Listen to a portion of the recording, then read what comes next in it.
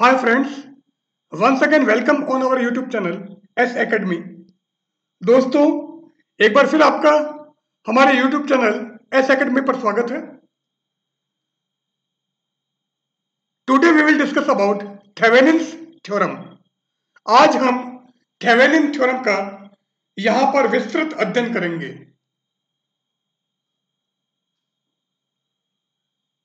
In our this session, we will discuss about Thevenin's theorem and also an example which is based on it। यहां पर हम Thevenin theorem का अध्ययन करेंगे, साथ ही इस थ्योरम पर आधारित एक उदाहरण भी हल करेंगे। ना first of all Thevenin's theorem. तो सर्वप्रथम थेवेनिन प्रमेय।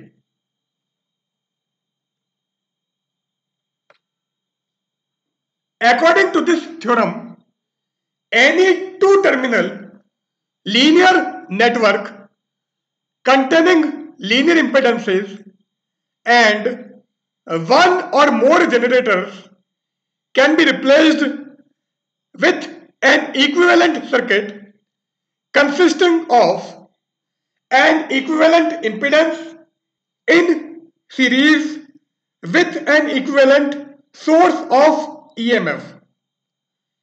इस प्रमेय के अनुसार किसी दो टर्मिनल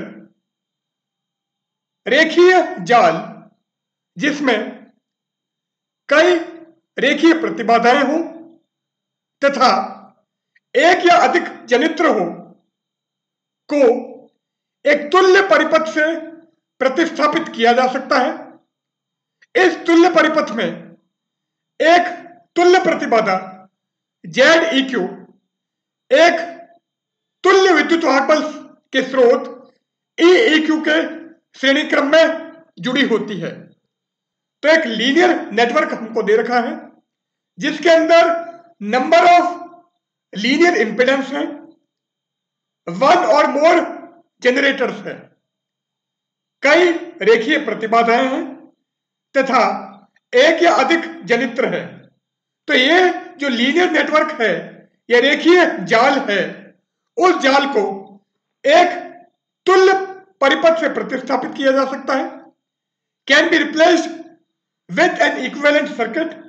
और जो तुल्य परिपथ या इक्विवेलेंट सर्किट है उसके अंदर क्या होगा, एक इक्विवेलेंट सोर्स ऑफ ईएमएफ होगा, एक तुल्य विद्युत वाहक बल का स्रोत होगा।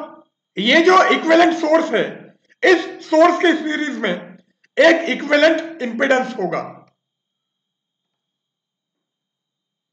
Here EEQ is the EMF between two terminals when the external load is removed or when the circuit is open। तो यहां पर जो हमने इक्विवेलेंट सोर्स ऑफ ईएमएफ लिया है, तुल्य विद्युत वाहक बल का स्रोत लिया है, इसके अंदर ये जो EEQ है, ये क्या है, this is EMF between two terminals when the external load is removed or when the circuit is open। तो ये जो EEQ है, ये दो टर्मिनल के बीच में विद्युत वाहक बल है। जब बाह्य प्रतिबाधा को या बाह्य भार को या तो हटा दिया जाता है या जब परिपथ खुला हो। तो जब परिपथ खुला हो या बाह्य भार को जब हटा दिया जाता है, उस अवस्था में ये जो दो टर्मिनल हैं, इन दो टर्मिनल के बीच में विद्युत वाहक बल EEQ हमने लिया है। Also, ZEQ is the impedance of the output terminal when all the sources of EMF are short circuited or replaced by their internal impedance। तो यहां पर ये जो इक्विवेलेंट इंपेडेंस है, तुल्य प्रतिबाधा ZEQ है, ये क्या होगी, ZEQ is the impedance at the output terminals when all the sources of the EMF are short circuited or replaced by their internal impedance. तो ZEQ निर्गत टर्मिनलों के मध्य प्रतिबाधा है जब सभी विद्युत वाहक बल के स्रोतों को या तो लघुपथित कर दिया जाता है या उन्हें उनकी आंतरिक प्रतिबाधा से प्रतिस्थापित कर दिया जाता है। तो जब सारे सोर्स ऑफ ईएमएफ को आप शॉर्ट सर्किट कर दोगे या लघुपथित कर दोगे, और अगर ये जो सोर्स ऑफ ईएमएफ है इनका इंटरनल इंपेडेंस अगर हो, यदि विद्युत वाहक बल के स्रोतों की तुल्य प्रतिबाधा हो, तो उनको उनकी तुल्य प्रतिबाधा से प्रतिस्थापित कर दिया जाता है। उस अवस्था में जो निर्गत टर्मिनल है, जो आउटपुट टर्मिनल है, उनके बीच की प्रतिबाधा या इंपेडेंस को हम ZEQ बोल रहे हैं। तो ये हमारे पास में कोई नेटवर्क है जिसके अंदर इंपेडेंस एंड जनरेटर है। तो यहां पर ये जो हमने लिया है, this is any network of impedance and generator. प्रतिबाधाओं तथा जनित्रों का कोई जाल है और एक्सटर्नल टर्मिनल पर हमने एक लोड लगा रखा है, एक भार लगा रखा है।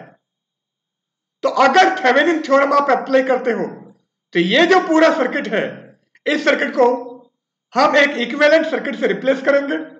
ZL अपनी जगह पर ही है। यहां पर केवल हमको क्या करना है, जितने भी इसके सोर्स ऑफ ईएमएफ हैं, जितने भी इसके विद्युत वाहक बल के स्रोत हैं, उन सभी को एक तुल्य विद्युत वाहक बल से या equivalent source of EMF EEQ से रिप्लेस कर दिया है। और साथ में जितने भी इंपेडेंस होंगे, जितनी भी प्रतिबाधाएं होंगी, उनको एक रिजल्टेंट या इक्विवेलेंट इंपेडेंस से रिप्लेस करना है।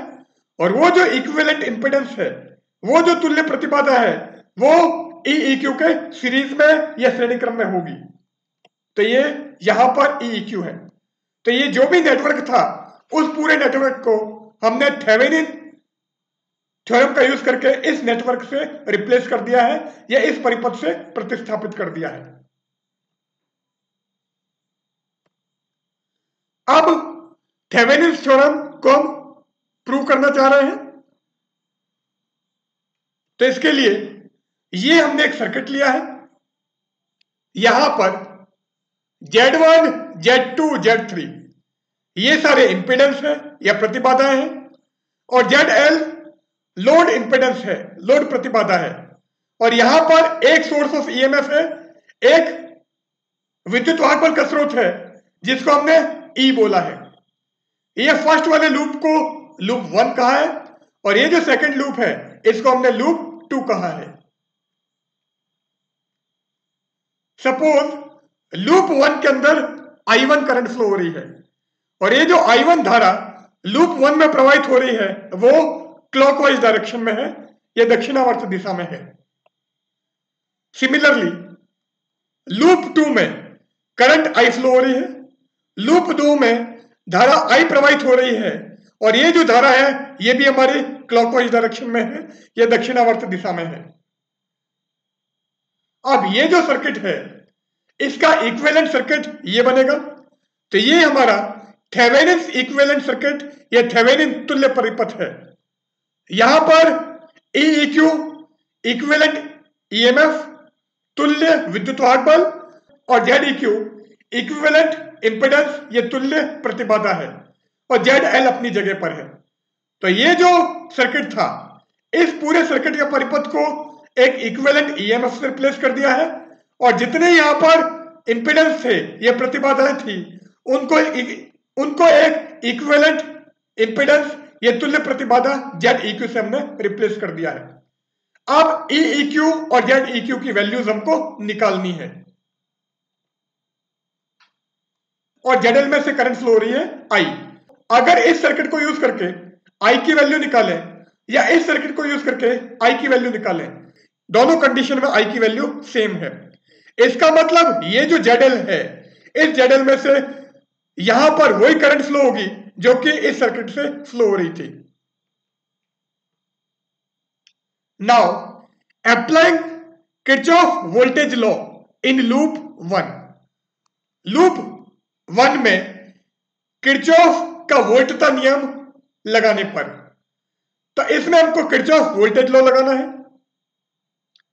ये जो करंट I1 है ये Z1 और Z3 में से फ्लो हो रही है, जबकि करंट I केवल Z3 में फ्लो हो रही है, और Z3 में से I1 ऊपर से नीचे की तरफ आ रही है, जबकि I नीचे से ऊपर की तरफ जा रही है। तो अगर लूप का हम ये वाला पाथ लेते हैं, क्लॉकवाइज डायरेक्शन लेते हैं, तो ये करंट आपकी अपोजिट डायरेक्शन में फ्लो होगी, इसलिए इसको हम माइनस लेंगे।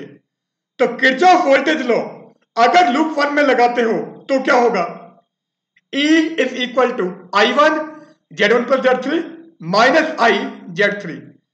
E equal to I1 Z1 plus Z3 minus I Z3। Now applying Kirchhoff voltage law in loop 2।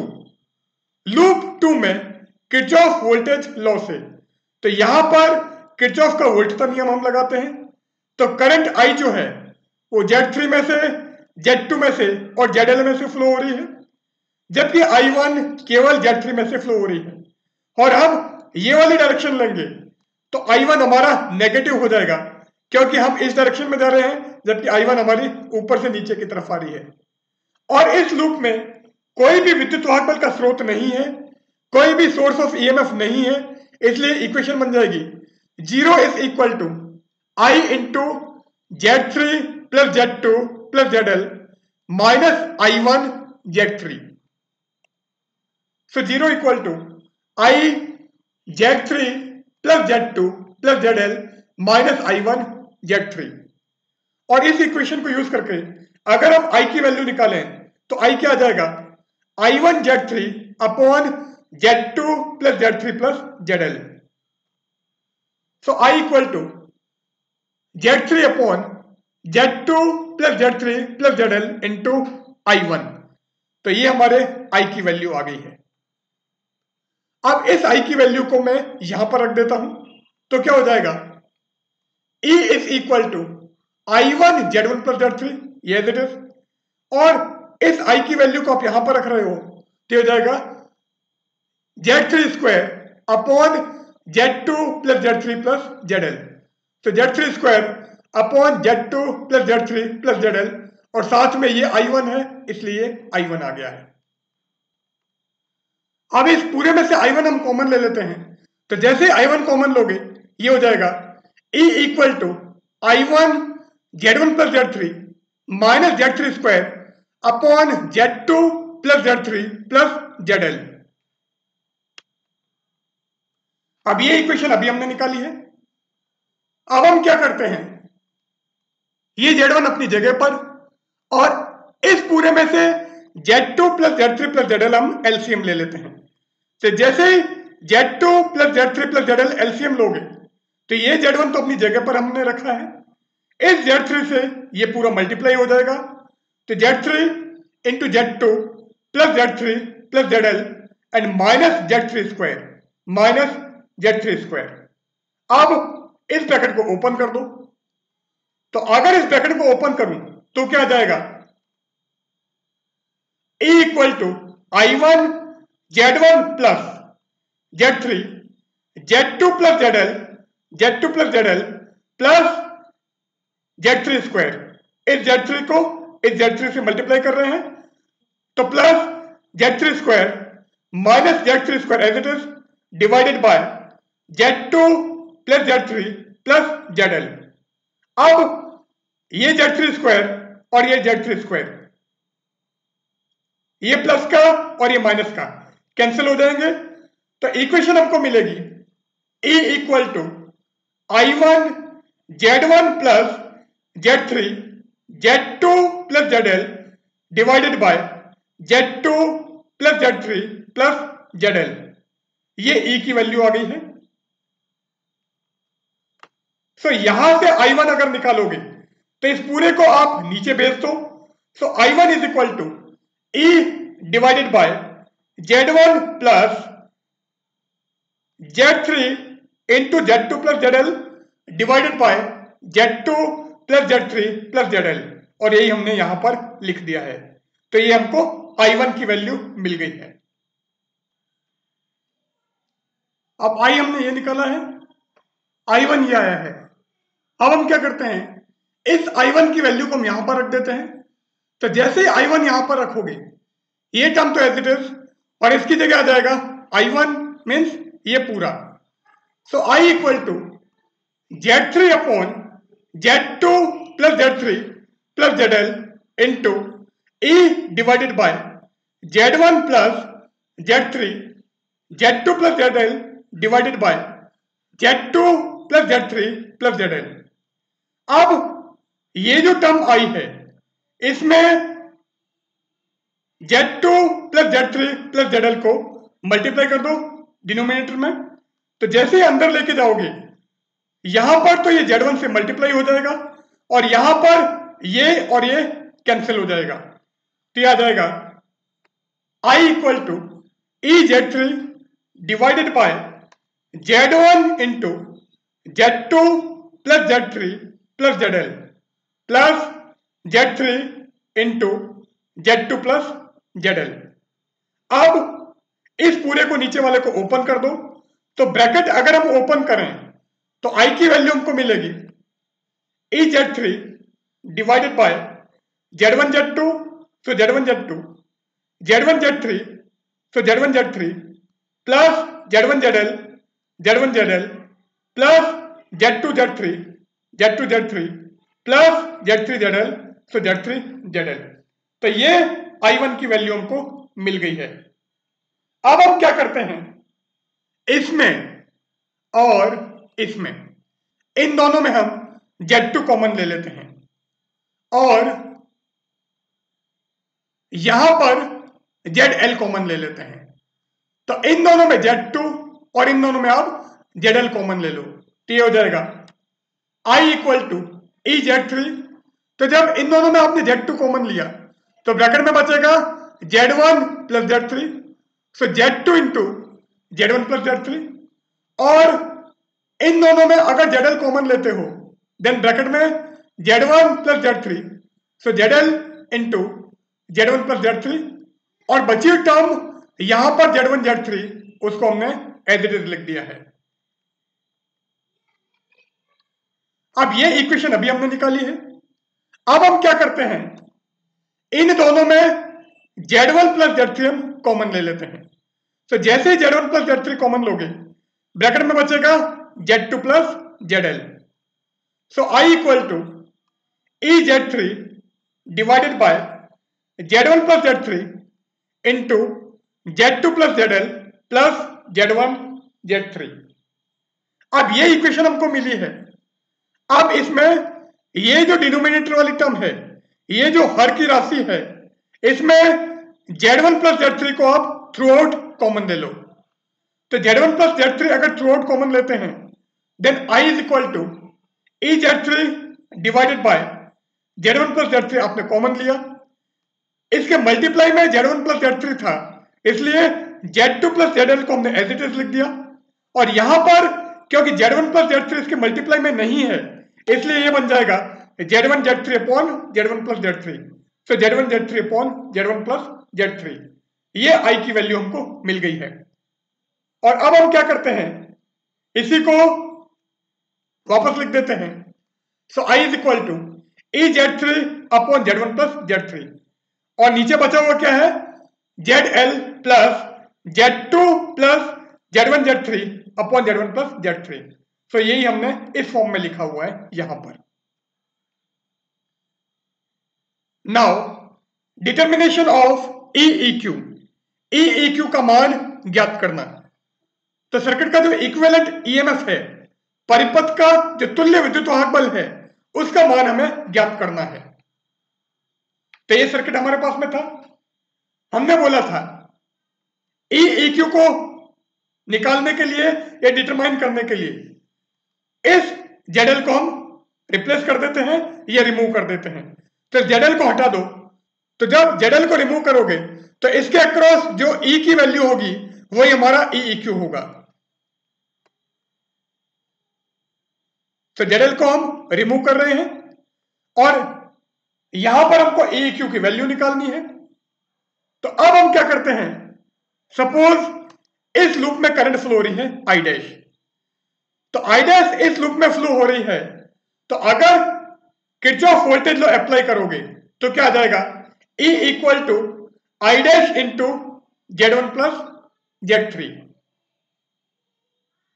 ये loop one, applying Kirchhoff voltage law in loop one से हो जाएगा E equal to I dash into Z1 plus Z3, और यहां से I dash की value निकालो, so I dash equal to E upon Z1 plus Z3। So I dash की value हमको ये मिल गई है। हमको EEQ की वैल्यू निकालनी है, मतलब इसके अक्रॉस वोल्टेज निकालना है, तो EEQ क्या हो जाएगा, I dash into Z3। So open circuit voltage, खुले परिपथ की वोल्टता EEQ equal to I dash into Z3, और आई डैश की वैल्यू यहां से यहां पुट कर दो, सो EEQ हो जाएगा E Z3 divided by Z1 plus Z3। तो ये हमको EEQ की वैल्यू मिल गई है, या ओपन सर्किट वोल्टेज मिल गया है, खुले परिपथ की वोल्टता प्राप्त हो गई है। Now determination of ZEQ, ZEQ का मान ज्ञात करना। तो परिपथ की जो तुल्य प्रतिबाधा थी, इक्विवेलेंट इंपेडेंस जो सर्किट का था, वो हमको निकालना है। तो हमारा सर्किट, हमने क्या बोला था, ZEQ निर्गत टर्मिनलों पर प्रतिबाधा का मान है जब परिपथ के सभी विद्युत वाहक बल के स्रोतों को या तो हटा दिया जाता है या उनको उनकी आंतरिक प्रतिबाधा से प्रतिस्थापित कर दिया जाता है। तो अगर ZL को हम हटा दें तो उस केस में इसके अक्रॉस जो इंपेडेंस होगा वो इंपेडेंस ही हमारा ZEQ होगा।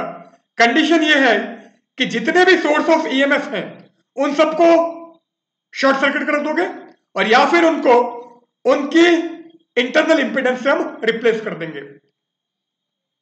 तो ये हमारा ZEQ होगा कब, जब इस E को हम रिमूव कर देते हैं। तो अब ZEQ की वैल्यू हमको निकालनी है। तो सर्किट से क्लियर पता चल रहा है कि Z1 एंड Z3 हमारे पैरेलल में है, Z1 एंड Z3 प्रतिबाधाएं समांतर क्रम में है। तो जो भी समांतर क्रम की परिणामी प्रतिबाधा हमको मिलेगी, उस परिणामी प्रतिबाधा के Z2 श्रेणी क्रम में होगा। So it is clear from the figure that Z1 and Z3 are in parallel. So the resultant impedance obtained from this combination will be in series with Z2। तो Z1 Z3 का जो resultant है उस resultant के Z2 हमारा series में होगा। तो ZEQ क्या मिलेगा, Z1 और Z3 जो पैरेलल है उसका रिजल्टेंट होगा Z1 Z3 upon Z1 plus Z3, और इसके ये सीरीज में है, so ZEQ equal to Z2 plus Z1 Z3 divided by Z1 plus Z3। तो ये हमको ZEQ की वैल्यू मिल गई है। अब ये EEQ हमने निकाला था और ये I हमने निकाला था, तो इस I के अंदर EZ3 upon Z1 plus Z3, ये क्या है हमारा EEQ। तो इस पूरे की जगह आप EEQ रिप्लेस कर दो, और ये जो है Z2 plus Z1 Z3 upon Z1 plus Z3, ये क्या है ZEQ। तो इसकी जगह तो हम EEQ रख देते हैं और इसकी जगह हम ZEQ रख देते हैं। तो I आ जाएगा EEQ divided by ZL plus ZEQ। तो ये लोड प्रतिबाधा के अंदर धारा का मान है। This is the current which we obtain in load impedance. अब थेवेनिन थ्योरम से जो हमको नेटवर्क दे रखा था, जो हमें परिपथ दे रखा था, जो हमें जाल दे रखा था, उस जाल को हम इससे रिप्लेस कर सकते हैं। अब सपोज इसके अंदर करंट फ्लो हो रही है I, तो इस I की वैल्यू हम निकाल लेते हैं। सो अगर इस लूप के अंदर आप किरचॉफ वोल्टेज लॉ लगाओगे तो क्या आ जाएगा, E E Q is equal to I into Z E Q plus Z L, और यहां से आई की वैल्यू आएगी E E Q divided by Z E Q plus Z L. तो ये जो करंट है जो इस जेड एल में से पास हो रही है, ये सेम वो की वो करंट है जो कि हमने यहां पर निकाली है। इसका मतलब तो जो हमारा एक्चुअल सर्किट था उस सर्किट को हम थेवेनिन थ्योरम यूज करके या थेवेनिन प्रमेय का उपयोग करके इस परिपथ में परिवर्तित कर सकते हैं। यहां पर ये जो ई क्यू होगा वो आप इस फॉर्मूले से निकालोगे और जेड ई क्यू जो होगा वो आप इस फॉर्मूले से निकालोगे और करंट की वैल्यू हमारी इस फॉर्मूले से निकल जाएगी। अब थेवेनिन थ्योरम के ऊपर बेस्ड हम एक एग्जांपल ले लेते हैं। Now we consider an example which is based on Thevenin's theorem.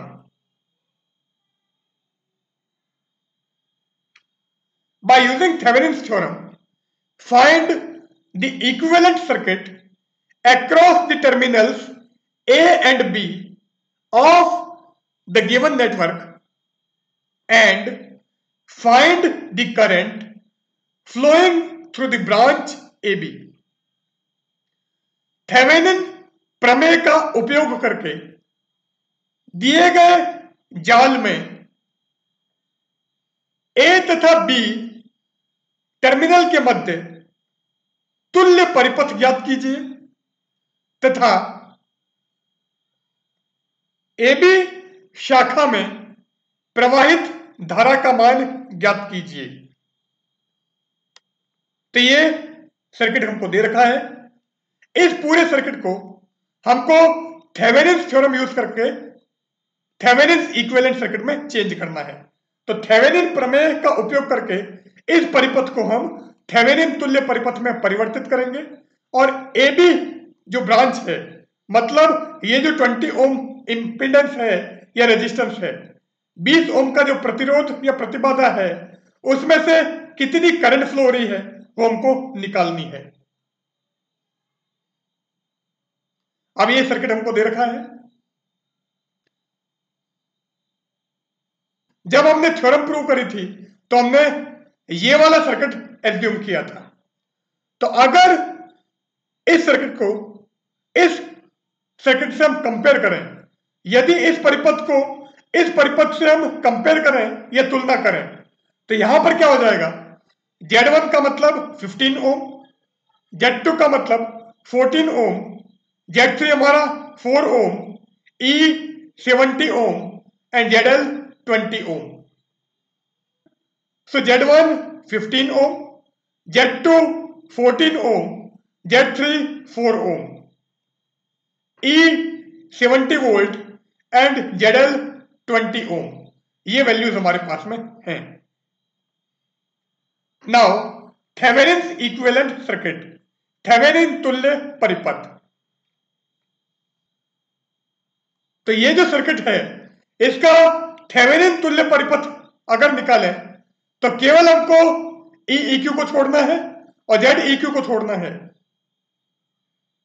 तो हमको केवल इस 20 ओम वाले इंपेडेंस को छोड़ना है और जितने ही सोर्स ऑफ ईएमएफ हैं, जितने भी विद्युत वाहक बल के स्रोत हैं, उसको ई क्यू से रिप्लेस करोगे और इसके अलावा जो भी रेजिस्टेंस या इंपेडेंस होगा उन सबको हम जेड ई क्यू से रिप्लेस करेंगे।